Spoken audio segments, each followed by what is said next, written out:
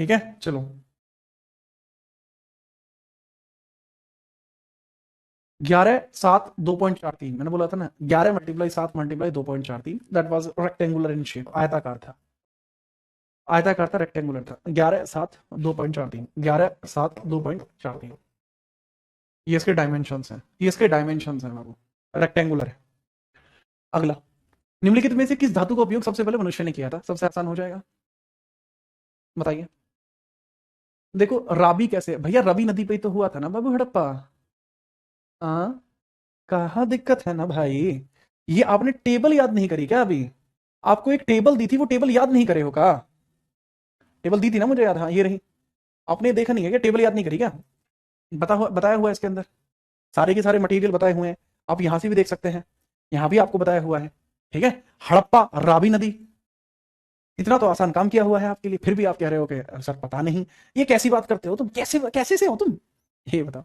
मनुष्य के जिस वस्तु की खोज सर्वप्रथम होती है दैट इज तांबा, वो कॉपर था, दैट इज कॉपर। इसलिए सबसे पहले ताम्रकाल की स्टार्टिंग होती है। ताम्रकाल के बाद आपका आयरन एज आता है, उसके बाद ही आपका आयरन एज आया था। नेक्स्ट, एविडेंसेस ऑफ रिजर्वायर, निम्नलिखित में से किस सिंधु सभ्यता स्थल पर जलाशयों के साक्ष्य मिले हैं? जहां जलाशयों के साक्ष्य मिले हैं, ना सिर्फ जलाशय बल्कि यहीं से स्टेडियम के साक्ष्य मिले, स्टेडियम, इंफॉर्मेशन बोर्ड, सूचना पट के साक्ष्य मिले, सूचना पट, सूचना पट के साक्ष्य भी मिले, और बाकी भी कई सारे साक्ष्य मिले। तो करेक्ट आंसर बाबू इसका हो जाएगा दैट इज धौलावीरा। धौलावीरा, यहां पर रथ चलाती हुई एक मूर्ति भी मिली है, रथ चलाती हुई एक मूर्ति भी मिली है। ठीक है, याद रखना, धौलावीरा में देखने को मिले। नेक्स्ट, अगला सवाल, सिंधु घाटी सभ्यता के लोग किसकी पूजा करा करते थे? पशुपतिनाथ की पूजा करा करते थे। तो बात हुई खत्म बाबू, ये आपके कुछ क्वेश्चंस हो गए हैं, ठीक है, याद रखना। अब मेरी बात को समझना, इसके अलावा आपको मैं और प्रैक्टिस भी कराऊंगा। मैं ये नहीं तो इतने क्वेश्चन कराए नहीं भैया। जी सर, जब तक सिंधु घाटी सभ्यता के कम से कम 50 सवाल नहीं करा देते ना, तो जी सर सांस नहीं लेते तब तक। तो भाई इसके अंदर Sindhu Indus valley civilization, Indus valley civilization, Sindhu सभ्यता के 50 अन्य प्रश्न, 50 अन्य प्रश्न, ठीक है, प्रैक्टिस सेशन में कराए जाएंगे, प्रैक्टिस सेशन में होंगे, प्रैक्टिस सेशन में होंगे। ठीक है, प्रैक्टिस, ये मैं शब्द दे रहा हूं आपको, ये प्रैक्टिस सेशन में होंगे, जो वाईटी तथा ऐप में भी मिलेगी, में भी रहेगी, भी होगी। और वाईटी आप जानते ही हैं, जीत राणा जीएस, आप वहां पर ज्वाइन कर सकते हैं, तो उसको वहां हम कर लेंगे। उसके बाद आपकी तैयारी और बेहतर हो जाएगी। ये क्लास सिर्फ इसलिए थी ताकि आप जो इतना भूले हो ना सप्ताह भर में, तो वो सारे के सारे आप अपने दिमाग में बिठा लो। ठीक है, चलिए, ठीक है, अब बढ़िए आगे। ठीक है, अब हम बात करते हैं, यहां से स्टार्टिंग करते हैं आज से वैदिक काल की। तो हेडिंग डाल लीजिए वैदिक एज, स्टार्टिंग कर रहे हैं बाबू वैदिक काल की, हेडिंग डालिए। सर 100 करवाइए, तुषार ने कहा है। अब तुषार भाई तुम भी क्या ही याद रखोगे, जाओ जाओ भाई तुषार, क्या ही याद रखोगे तुम भी, जाओ। 100 क्वेश्चन कराऊंगा आईवीसी और स्टोन एज के, जा, और बता। ठीक है बाबू, बहुत अलग लेवल है। ठीक है, मुझे क्वेश्चंस के लिए किसी पर निर्भर नहीं होना पड़ता, आई जनरेट दैम। ठीक है, ये लीजिए वैदिक काल, हेडिंग डाल लीजिए वैदिक एज। अब डिजाइन देखिए, वैदिक एज स्टार्ट कर रहे हैं। मूल विधि की क्लास जल्दी ही प्रारंभ होगी, पहले इस पर ध्यान दीजिए। मूल विधि की क्लास प्रारंभ होगी निश्चिंत है, तैयार है ना वैदिक एज को पढ़ने के लिए? हेडिंग बनाइए वैदिक एज। जब वैदिक एज को आप पढ़ते हैं, तो सिंधु घाटी सभ्यता के बाद वैदिक वैदिक एज का टाइम आता है। तो उस वैदिक एज के टाइम को हम थोड़ा देखने का प्रयास करते हैं। चलिए, वैदिक एज के दो हिस्से हैं, उन दोनों ही हिस्सों को हम देखते हैं। ठीक है, चलिए,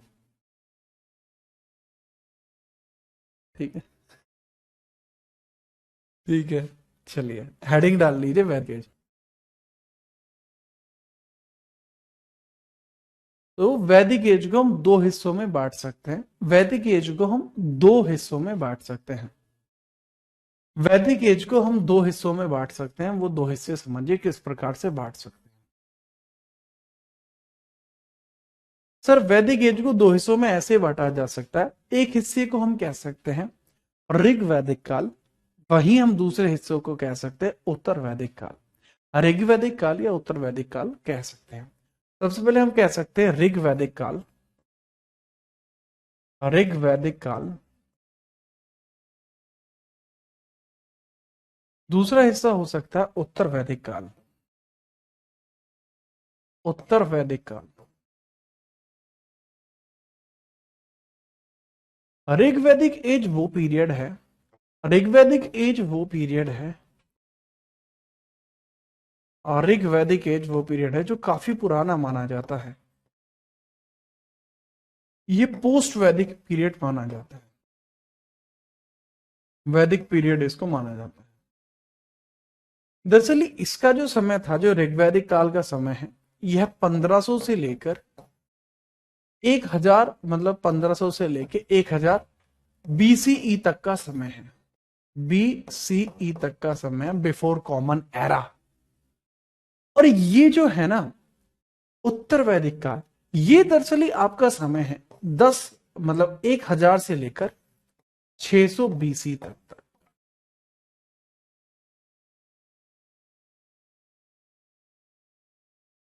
हो गया स्टार्ट? ठीक है। तो सवाल आता है बाबू आपके सामने कि वेद क्या है। मैंने पूछा था कि क्या है वेद। क्लास अटक गई थी, एक टेक्निकल ग्लिच आ गया था भैया। और उम्मीद करता हूं आपके पास तक मेरी आवाज पहुंच रही होगी। क्या आप मेरी बात को सुन पा रहे हैं? हम्म। अरे भाई अब तो चल गई है क्लास। हम्म। हे हे प्रभु, कृष्ण जगन्नाथम परमानंदम, ये क्या हुआ? चल गई क्लास। Check check.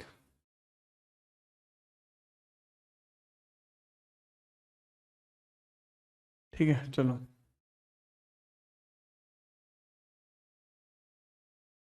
लाइव। ठीक है। तो वैदिक एज जो है आपको कुछ इस प्रकार से देखने को मिलती है।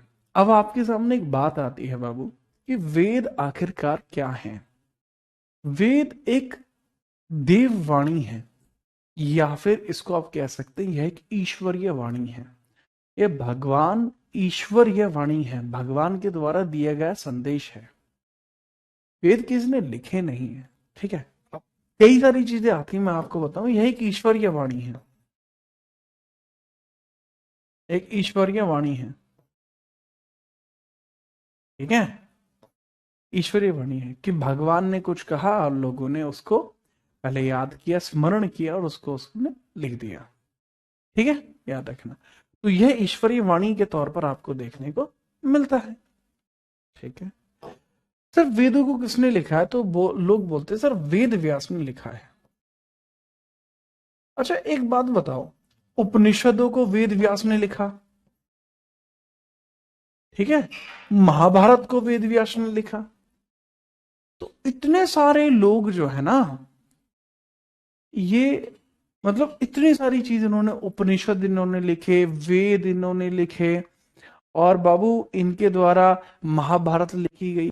क्या एक आदमी इतनी सारी चीजें लिख सकता है? नहीं सर, एक आदमी तो इतनी सारी चीजें नहीं लिख सकता। तो सर फिर ये कैसे बात हुई? दरअसल वेदव्यास किसी व्यक्ति का नाम नहीं है।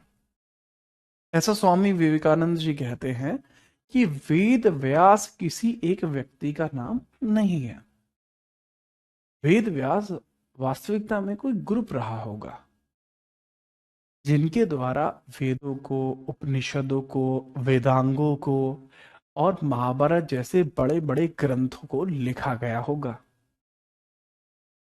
ठीक है। इस कारण से माना जाता है कि यह वेद व्यास जो था एक फैमिली था, जिनके द्वारा इस प्रकार की रचनाओं को अंजाम दिया गया।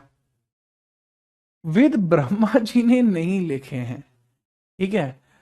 असम ब्रह्मो, बाबू वेद ब्रह्मा जी ने नहीं लिखे हैं, वेद एक ईश्वरीय वाणी है। ठीक है।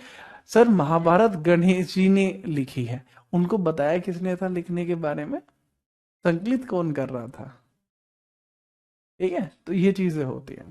तो यस, तो इस तरीके की बातें होती है, और वेदों के आधार पर ही इस काल का विवरण होता है। इस काल में बहुत सारी संस्कृति, बहुत सारी स्मृतियां, वो सब आएंगी।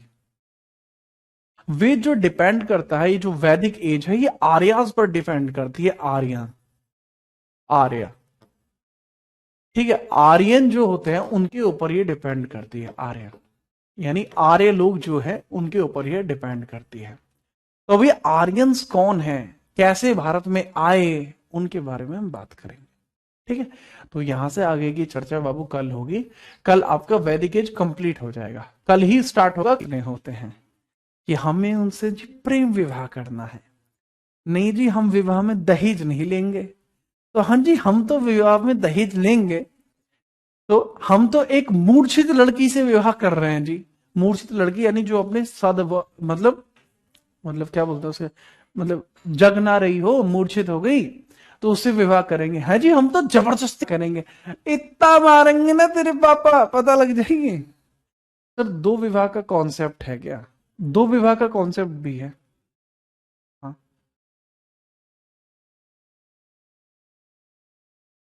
ना मानेगा, ये ना मानेगा, ये ना माने, ये तो ब्याह करके ही मानेगा भाई आज। चलो, चलिए अब कल मिलते हैं।